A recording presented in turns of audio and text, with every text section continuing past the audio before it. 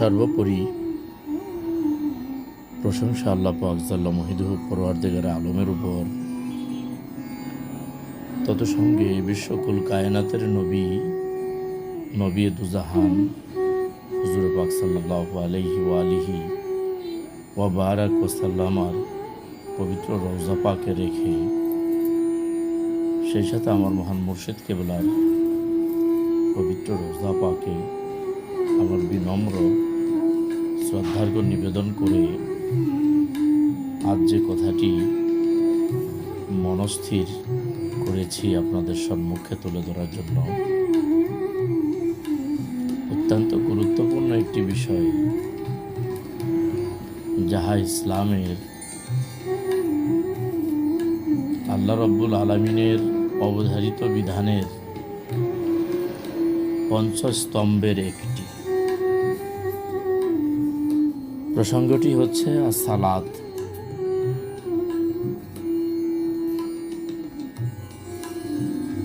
যাহা আল্লাহ সুবহানাহু ওয়া তাআলা সকল প্রাপ্তবয়স্ক বান্দাদের জন্য অবধারিত করে দিয়েছেন।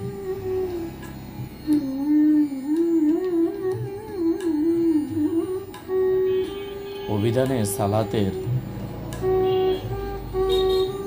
বেশ কয়েকটি অর্থ পরিলক্ষিত হয়। তন্মধ্যে একটি হচ্ছে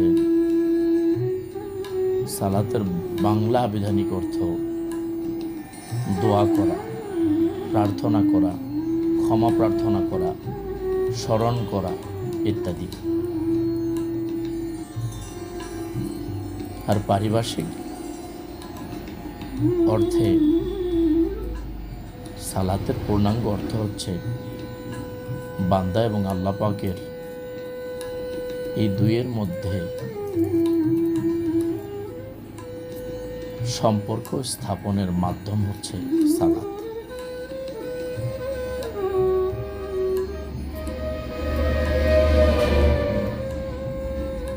আল্লাহ সুবহানাহু ওয়া তাআলা বান্দা দুনিয়ার জমিনে আল্লাহ পাকের সন্তুষ্টি অর্জন করতে গিয়ে দুনিয়ার লোভ মায়া মোহমাৎসর্য তথা শরীরপুর প্রবঞ্চনা হতে যেন বেঁচে থাকতে পারে যুগে যুগে, তার জন্যই শরীয়তের বিধান মোতাবেক আল্লাহ রাব্বুল আলামিন কিছু আমলের ব্যবস্থাও করে দিয়েছেন। তন্মধ্যে বাধ্যতামূলক যে সকল আমলিয়াতের বিধান রয়েছে তার মধ্যে সালাত গুরুত্বপূর্ণ একটি, যাহা প্রত্যেক ঈমানদার মুসলমানদের জন্য ফরজ করে দিয়েছেন। সুবহানাল্লাহ। এখানে ঈমানদার এবং মুসলমান তার জন্য সালাতের মতো গুরুত্বপূর্ণ বিধানটাকে আল্লাহ পাক জুড়ে দিয়েছেন।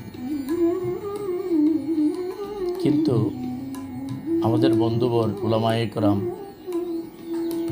তারা যুগের পর যুগ যে মেহনত করে যাচ্ছেন দিনকে বোঝানোর জন্য, তুলে ধরার জন্য, তারা সকলেই আমলিয়াতের বিধানগুলোকে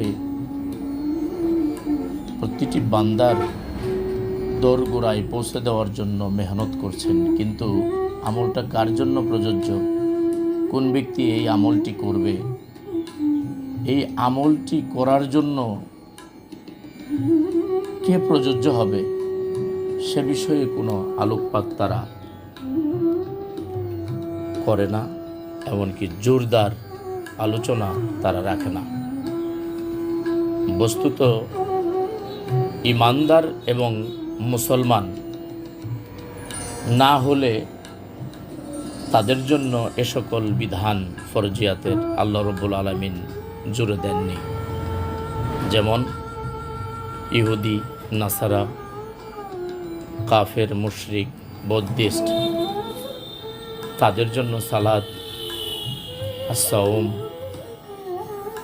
হজ, জাকাত এ সকল বিধানগুলোকে ম্যান্ডেটরি করে দেননি, দিয়েছেন ইমানদার এবং মুসলমানদের জন্য। আসলে যার জন্য ইহা প্রযোজ্য সেই বয়ানটা